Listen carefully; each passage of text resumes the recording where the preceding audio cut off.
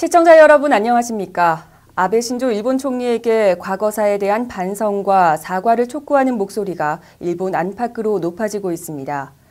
지난 4월 22일 아베 총리는 반둥회의 연설에서 식민지배와 사죄라는 말을 언급하지 않았는데요.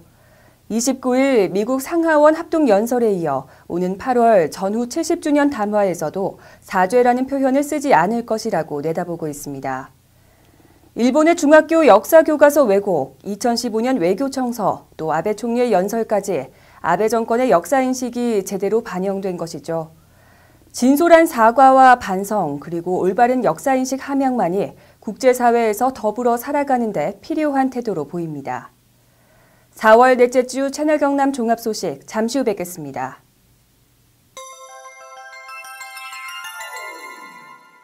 태고의 신비가 감도는 거창의 산들입니다. 외부로부터 한 방울의 물도 유입되지 않는 청정 1급수의 발원지 거창. 맛과 향 모두 최고를 자랑하는 거창 사과입니다. 공동 브랜드를 통해 제품의 품질 관리는 물론 농부의 정성과 창조적인 생각으로 키워낸 거창한 사과. 우리 가족 안심하고 맛있게 먹을 수 있는 우리 농산물. 이제부터 거창한 사과입니다. 농협 안심 벌꿀. 소매부터 보관, 유통까지 농협의 이름으로. 농협의 대표 브랜드 안심의 이름으로. 처음부터 끝까지 농협이 책임집니다. 농협 안심 벌꿀.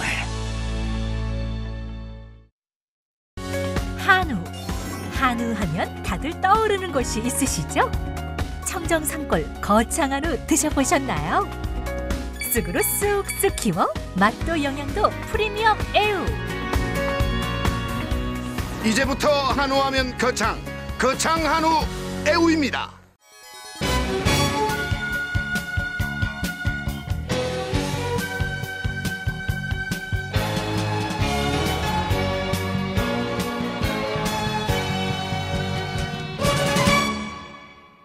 거창 법조타운 추진위원회는 4월 23일 법무부와 국회를 방문해 공사 착수 단계에 있는 거창 법조타운 조성공사를 서둘러 시행할 것을 촉구하는 긴급 성명서를 전달했습니다.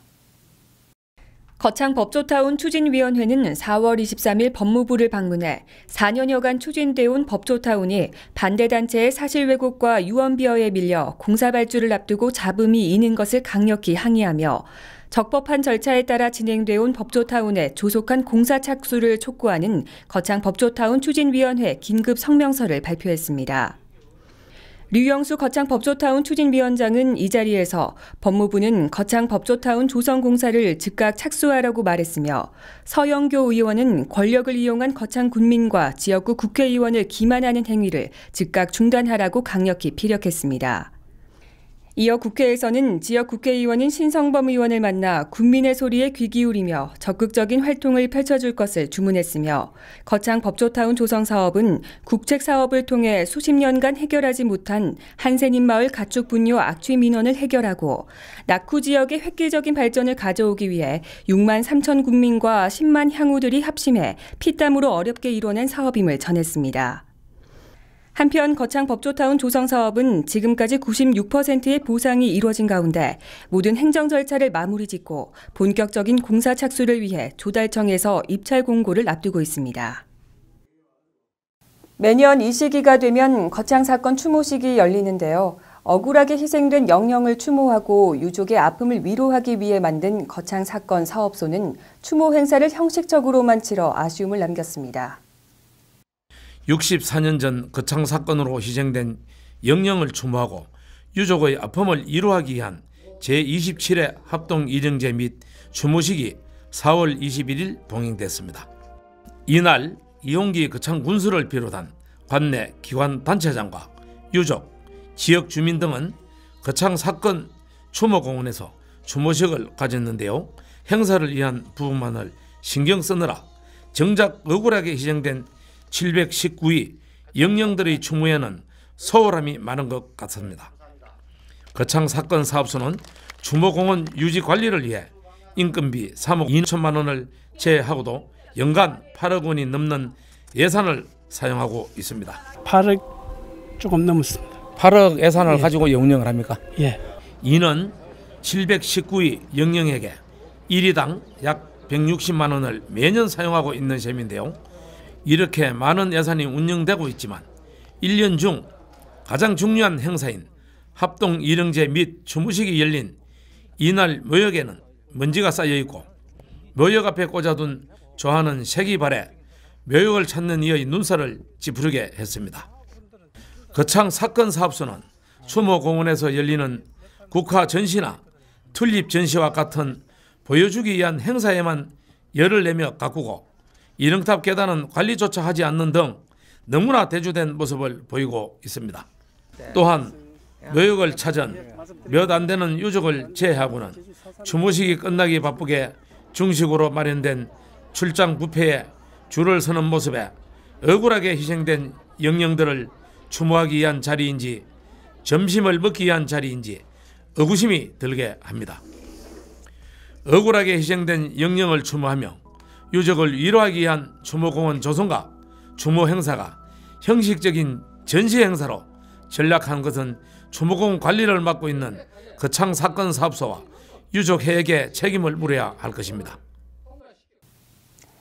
마당놀이의 꽃이라고 불리는 줄타기는 우리나라 전통 연희입니다. 중요 무형문화재인 김대균 전통 줄타기 공연이 5월 1일부터 열리는 제15회 산청 한방약초축제에서 펼쳐질 예정이어서 기대를 모으고 있습니다. 김대균 전통 줄타기 공연이 제15회 산청 한방약초축제 기간인 5월 2일과 3일, 5일에 축제광장에서 펼쳐집니다.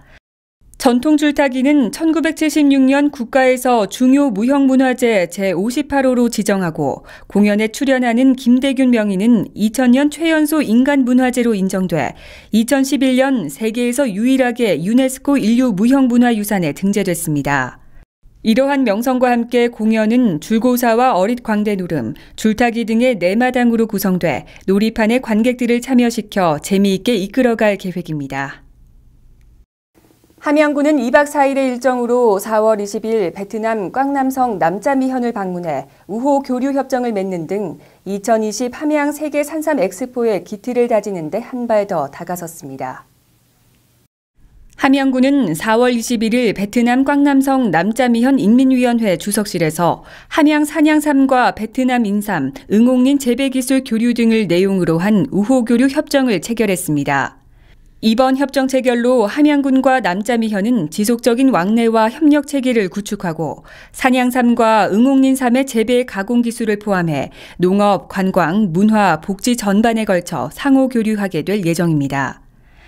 특히 산양삼을 통한 엑스포 개최를 추진하고 있는 함양군은 조선인삼, 미국인삼 등 세계 4대 인삼 중 하나로 꼽히는 응옥린삼에 관한 다양한 기술과 환경을 공유하게 돼 세계 산삼 콘텐츠 확보에 청신호가 켜졌습니다.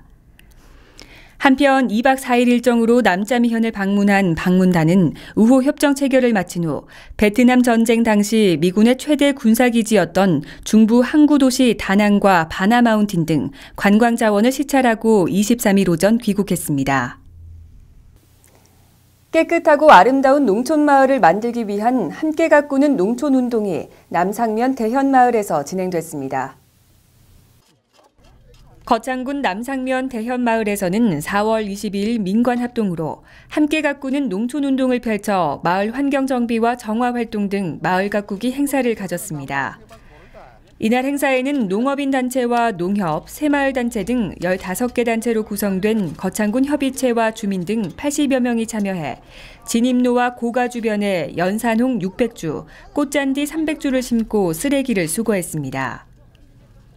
남상면 대현마을은 올해 농촌 현장 포럼을 통해 마을 만들기에 대한 역량이 강화돼 이장과 새마을 지도자 등 리더를 중심으로 전 주민이 마을 발전을 위해 고민했으며 자체적으로 600제곱미터 이상의 꽃동산을 조성해 공동체 형성을 통한 마을 만들기 모범 사례가 되고 있습니다.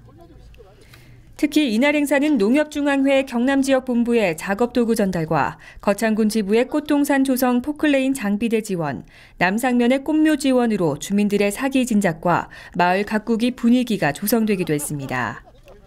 한편 함께 가꾸는 농촌운동은 농경지나 마을 주변에 방치된 폐기물을 수거하고 꽃과 묘목 식재와 담장, 하천 등을 정비해 환경을 개선하는 사업으로 올해부터는 주민과 지역 주도로 자율적으로 환경을 개선하기 위해 협의체를 구성해 민관 합동으로 5월까지 마을 가꾸기 운동을 추진할 계획입니다. 노인 재능 나눔이란 재능을 보유한 노인에게 사회 참여의 기회를 제공하는 등 안정적인 노후 생활을 유지하도록 하는 사업입니다. 취약노인 발굴 지원 사업을 주 내용으로 하는 대한노인회 거창군지회 노인 재능 나눔 활동 지원 사업 소양교육이 4월 21일 진행됐습니다. 사단법인 대한노인회 거창군지회는 2015년 노인 재능 나눔 활동 지원 사업 참여자 230명을 대상으로 4월 21일 거창군 종합사회복지관 대강당에서 소양교육을 실시했습니다. 이날 교육에서 이수정 지회장은 건강한 노인이 취약한 노인을 돌보는 사회봉사활동이 확산돼 밝은 사회가 될 수 있길 바란다고 말했습니다. 교육은 1, 2부로 나누어 진행됐으며 1부에서는 노인 재능 나눔 활동 지원 사업에 대한 사업 설명과 참여자 활동 안내가 있었고 이어 2부 행사에서는 경남도립거창대학 아동보육복지과 장남서 교수가 노인 치매 예방과 건강에 대한 교육을 했습니다. 노인 재능 나눔이란 재능을 보유한 노인에게 재능 나눔 활동 기회를 부여하며 사회 참여를 통한 노후 성취감을 높이고 건강과 대인관계를 유도하고 돌봄 서비스가 필요한 취약 노인을 발굴해 안전망 구축과 다양한 유형의 서비스를 제공하는 사업으로 올해 거창군지회 노인 재능 나눔 활동 지원 사업명은 취약 노인 발굴 지원 사업입니다. 지난해 경남도민체전에서 군부 3위를 차지한 거창군 선수단은 체육강군의 위상을 지키기 위해 올해 초부터 맹훈련에 들어갔는데요. 4월 24일 거창군 선수단은 결단식을 갖고 대회가 열리는 창원 종합운동장으로 향했습니다. 거창군 선수단은 4월 24일 오후 거창 실내체육관에서 제54회 도민체전 군부 종합 우승을 향한 결단식을 가졌습니다. 이번 도민체전에 거창군은 육상, 축구, 야구 등 21개 종목에 출전하게 되며 선수단 규모는 고등부 196명, 일반부 245명 등 선수 441명과 임원 감독 138명입니다. 거창군 선수단은 상위권 입상으로 체육강군 거창의 위상을 지켜내기 위해 올해 초부터 각 협회별로 스포츠파크, 실내체육관 등에서 맹훈련을 했으며 특히 고등부 선수의 출전 협조를 위해 관내 고등학교장 간담회를 개최하는 등 사전 준비를 철저히 해왔습니다. 이번 대회에서 거창군은 주력 종목인 농구를 비롯해 골프와 배드민턴 종목에서 우승을 목표로 하고 있으며 17일에서 19일까지 3일간 창원 종합사격장에서 사전 경기를 치른 사격 종목은 우승을 차지해 종합 우승의 발판을 마련했습니다. 5월 1일부터 14일 동안 봄철 관광주간을 맞이합니다. 침체된 국내 관광을 활성화한다는 의도는 좋지만 과연 대다수의 국민에게 반가운 소식이 될지는 의문입니다. 전국 상당수의 초중고등학교는 5월 관광주간에 최대 8일간의 단기 방학에 들어가는데요. 대부분의 기업체는 개인 연차를 쓰지 않는 한 정상적으로 출근해야 하기 때문에 아이를 맡길 곳 없는 맞벌이 부부의 근심은 늘어나고 있습니다. 봄철 관광주간이 주요 관광지 등 내수 경제를 살리는 것뿐 아니라 진정으로 많은 사람을 만족시키는 캠페인인지는 조금 더 생각해 볼 일인 것 같습니다. 지금까지 채널 경남 종합 소식이었습니다. 시청해주신 여러분 고맙습니다. 프랑스 르몽드, 독일 슈피겔, 대한민국에는 채널 경남 신문이 있습니다. 채널 경남은 냉철한 시각과 진단으로 지역 현안을 취재합니다. 깔끔한 신문 디자인으로 독자들로부터 호평을 받고 있는 채널 경남. 신문 속에 지식의 샘물이 샘솟습니다. 채널 경남은 저널리즘의 모범을 보여줍니다. 언제나 정확한 정보와 함께 명료하고 균형 잡힌 논평이 있습니다. 채널 경남은 신문을 뛰어넘어 지성의 도서관 역할을 다하고 있습니다. 지역 현안, 문화, 지역 경제 분야를 정론으로 다루고 있는 채널 경남. 지금 바로 구독 신청하십시오.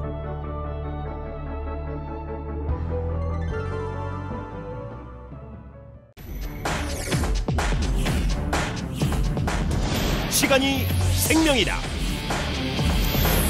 죽느냐 사느냐, 당신의 이야기가 될 수 있는 아주 위험한 질환을 소개할까 합니다. 우리나라에서 전체 사망 10%, 연간 2만 5천여 명 사망. 우리나라 단일 질환 사망 원인 1위. 뇌 혈관이 막히거나 터져서 한순간에 장애를 남기거나 목숨을 앗아가는 뇌졸중. 별 대수롭지 않게 여겨 더욱 위험할 수 있다고 하는데, 그럼 뇌졸중 직접 경험해본 사례자를 통해 알아보시죠. 평소 고혈압을 앓고 있는 김모 씨는 요즘 이사 문제로 정신없이 하루를 보내고 있습니다. 잠에서 일어난 김모 씨는 집안일을 하는데 갑자기 오른쪽 팔에 힘이 없어지면서 물건을 떨어뜨리게 되고 시야가 흐려지면서 사물이 제대로 보이지 않는 증상을 잠시 동안 겪게 됩니다. 컨디션이 안 좋아서 그럴 수 있겠다 생각하여 대수롭지 않게 여기고 이삿짐을 싸는데, 다시 오른쪽 팔과 다리에 힘이 약해지고 말하기가 힘들어져서 뇌졸중을 의심하고 급히 119에 전화를 하여 구급차로 응급실에 도착하였고, 혈전 용해술과 뇌졸중 집중치료실에서 치료를 잘 받아 심각한 후유증 없이 퇴원하였습니다. 또한 다른 사례자를 보겠습니다. 영업사원 박모 씨는 요즘 밀려드는 업무 때문에 정신없이 바쁜 나날을 보내고 있습니다. 영업을 하기 위해 후배 이모 씨와 같이 거래처를 향하는 중 왼쪽 팔과 다리에 힘이 약간 빠지면서 핸들을 놓치는 바람에 전봇대와 충돌하는 사고가 나게 됩니다. 다행히 두 사람은 안전벨트를 하고 있어서 큰 부상은 없었습니다. 후배 이모 씨는 교통사고 나기 전 발생한 박모 씨의 증상이 뇌졸중으로 생각하고 빨리 병원에 가보자고 하였지만 박모 씨는 마비가 심하지 않아 대수롭지 않게 여기고 지나치게 됩니다.